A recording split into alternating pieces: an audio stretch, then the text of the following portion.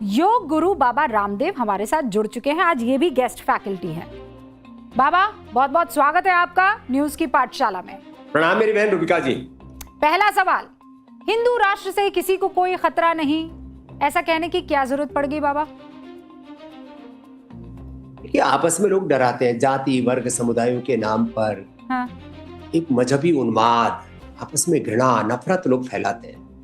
राजनीतिक लोग एक पॉलिटिकल पोलराइजेशन करते हैं, तो मजहबी लोग भी सिया सुन्नियों के नाम पर, कैथोलिक प्रोटेस्टेंट्स के नाम पर, जातिवादी लोग ब्राह्मण क्षत्रिय वैश्य शूद्रों के नाम पर अलग अलग प्रकार से लोगों ने समाज को बांट दिया है। इसलिए मैं कहता हूँ बटो मत, मिलकर के रहो। और इस बात के लिए एक बहुत बड़ा आधार है हम सबके पूर्वज आर्य हिंदू वैदिक सनातनी है। हम सबके पूर्वज का चरित्र कितना ऊंचा था। वो राष्ट्र को सर्वोपरि मानते थे, सच्चरित्रता पवित्रता को सर्वोपरि मानते थे, पुरुषार्थ और पराक्रम को सर्वोपरि मानते थे।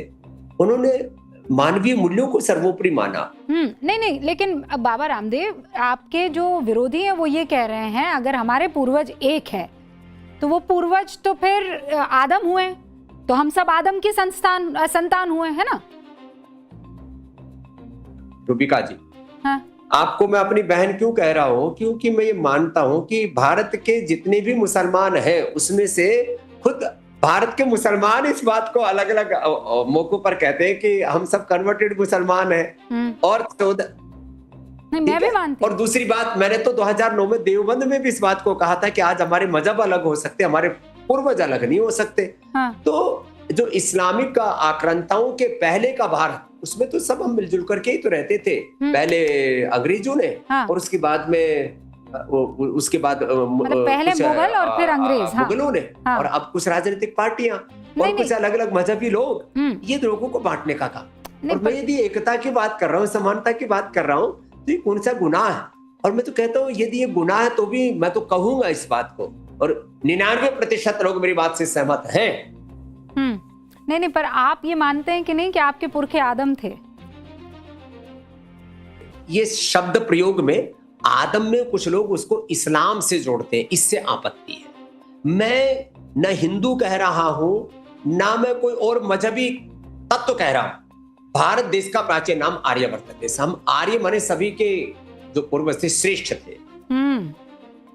तो सबके पूर्वज श्रेष्ठ थे। अब ये जो आदम हवा वाली बात और एडम वाली बात और बहुत तरह की बातें फिर दूसरी आ जाती है इसके मतलब आप जो है एकदम उधर से निकलने की कोशिश कर रहे हैं, लेकिन कोई बात नहीं। लेकिन जब आप ये कहते हैं कि हिंदू राष्ट्र से किसी को कोई दिक्कत नहीं है, जब एक भगवाधारी योग गुरु एक संत ये बात कहता है, तो फिर ये मौका मिलता है ना लोगों को कहने का कि ये लोग संविधान बदल देंगे, ये तो उसी राह पर चल रहे हैं, रहे ही नहीं ये लोग संविधान के। नहीं, कहाँ संविधान बदलने की कहाँ बात आ गई? मैं तो कह रहा हूँ हिंदू राष्ट्र, आर्य हिंदू वैदिक राष्ट्र। अब इसको जरा सा शब्द का प्रयोग सुनिए आप। ये जो है हिंदुस्तान शब्द जो है तो मुगलों के समय ही प्रचलित हुआ। तो सिंधु से हिंदूर, हिंदुस्तान, और हिंदुस्तान जिंदाबाद तो हमारे मुसलमान भाई बोलते हैं, बड़े बड़े फंक्शनों में बोलते हैं। तो छोड़ो इन बातों को। मैं जिस बात की ओर आपका फिर से वापस ध्यान दिलाना चाहता हूँ कि ये कोई लोकसभा और विधानसभाओं में कोई बिल पास नहीं होने वाला। अपने जीवन में, अपने चरित्र में, अपने आचरण में हमें एक मूलभूत बदलाव लाना होगा। नहीं, पर आपके इस मूलभूत बदलाव की बात को लोग डर से जोड़ते हैं, लोग डराने की कोशिश करते हैं।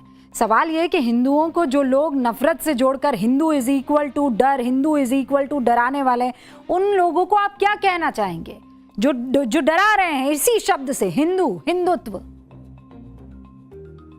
डर किसी को भी, न किसी जाति से, न किसी वर्ग से, न किसी समुदाय से, न हिंदू को मुसलमान से, न मुसलमान को हिंदू से, न ईसाई से, न सिख से, न जैन से, न बौद्ध से दूसरा मानने पर डर होता है ना। जब मैं कहता हूं कि मेरी बहन रूबिका और मैं एक है, मेरे सारे देशवासी एक है, सभी जाति वर्ग समुदाय के लोग एक है। वक्त के साथ सरनेम बदल गई, वक्त के साथ थोड़ी उपासना पद्धतियां बदल गई, थोड़ा बहुत फेरबदल हो गया, और ये तो हमारी विशेषता है। विविधता में एकता का और एकता में अनेकता का हमने दर्शन किया है। यही तो सनातन संस्कृति हमें सिखाती है। और यही तो यही अपने सिखाने पूर्वजों की का आप चरित्र है। कोशिश कर रहे हैं तो बाबा हमने कभी रामदेव, किसी का अनादर नहीं लेकिन किया, कभी आपके किसी का। विरोधी इसे डर से जोड़ रहे हैं। बहुत बहुत शुक्रिया हमारे साथ जुड़ने के लिए और आज की ये गेस्ट क्लास लेने के लिए धन्यवाद। बाबा रामदेव साहब, खासकर न्यूज की पाठशाला में। तो देखा आपने, बाबा रामदेव कह रहे हैं कि सबके पुरखे एक थे। अटल बिहारी वाजपेयी से लेकर केंद्र की मौजूदा सरकार तक हिंदू तन मन हिंदू जीवन की बात करते हैं। सुप्रीम कोर्ट कहता है हिंदू धर्म जीवन जीने का एक तरीका है। सारी बातों को मिलाकर देखें तो हिंदू राष्ट्र को सांस्कृतिक राष्ट्रवाद की विचारधारा से जोड़कर दिखाने का बार बार जतन भी होता है और प्रयास भी होता है, जिसमें विरासत, इतिहास, भाषा, मूल्य साझा होते हैं। आपको एक दिलचस्प उदाहरण दिखाते हैं। खुद को सेक्युलरिज्म का चैंपियन मानने वाले जब सरकार चला रहे थे और हिंदू राष्ट्र की अवधारणा पर चलने वाली सरकार, ये जो हम कह रहे हैं सांस्कृतिक जो संस्कृति है वो आगे बढ़ाने वाली सरकार, दोनों में क्या क्या फर्क है? The seculars and the so called Hindu. 19 मई 1986 बड़ी खास तारीख है हमारे देश में।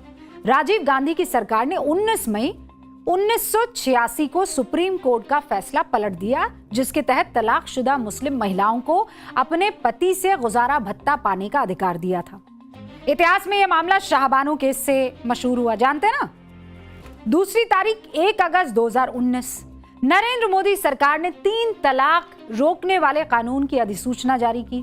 फर्क समझिए, सेक्युलर कहलाने वाली सरकारें इस देश में मुस्लिम महिलाओं से भेदभाव करने वाला कानून बनाया करती थी और जिनके बारे में कहा जाता है कि वो संविधान बदल देंगे, हिंदू राष्ट्र बना देंगे, वो सरकार 3 तलाक के खिलाफ कानून बनाकर मुस्लिम महिलाओं को उनका हक दिलवा देती है। अक्सर ऐसे बयान सामने आते हैं कि देश का संविधान बदल जाएगा, भारत को हिंदू राष्ट्र घोषित कर दिया जाएगा। देश का जागरूक नागरिक होने के नाते आपको यह जानना चाहिए, आपका हक है। संवैधानिक रूप से यह संभव ही नहीं। कोई संसद में प्रचंड बहुमत लाकर भी ऐसा नहीं कर सकता है। आप कहेंगे ऐसा क्यों? इस बात को सवाल जवाब के जरिए समझाती हूं। पहला सवाल, भारत को हिंदू राष्ट्र क्यों नहीं बनाया जा सकता? यह सवाल आपके जहन में आ सकता है ना? जवाब सुन लीजिए। ऐसा इसलिए क्योंकि यह संविधान के बुनियादी ढांचे यानी बेसिक स्ट्रक्चर से जुड़ा मसला है।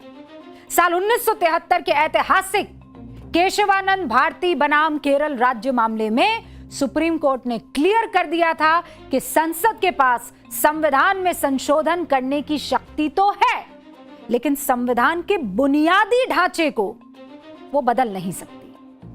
और बुनियादी ढांचे में क्या क्या है? धर्मनिरपेक्षता भारतीय संविधान के बुनियादी ढांचे का अनिवार्य हिस्सा है।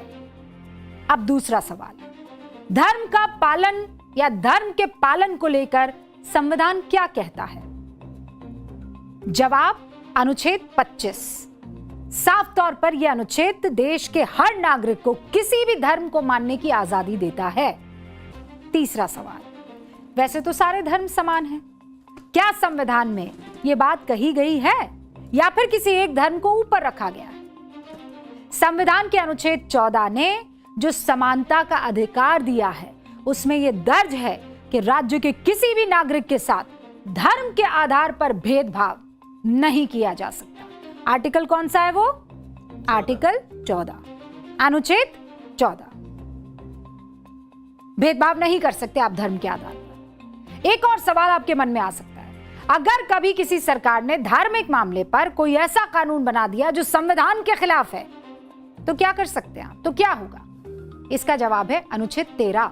इसमें साफ जिक्र है, अगर संसद ऐसा कोई कानून बनाए जो नागरिकों के मौलिक अधिकारों को छीनता है या कम करता है तो न्यायपालिका उस कानून को क्या कर देगी?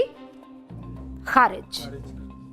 यानी सरल शब्दों में आज इस चैप्टर से आपको जो बात सीखनी चाहिए और दूसरे लोगों तक जो पहुंचानी चाहिए वो ये है कि हिंदू राष्ट्र का नाम लेकर अक्सर इस देश में जो डर का माहौल दिखाने की लोग कोशिश करते हैं वो झूठ है। संवैधानिक तौर पर इसका कोई आधार नहीं है।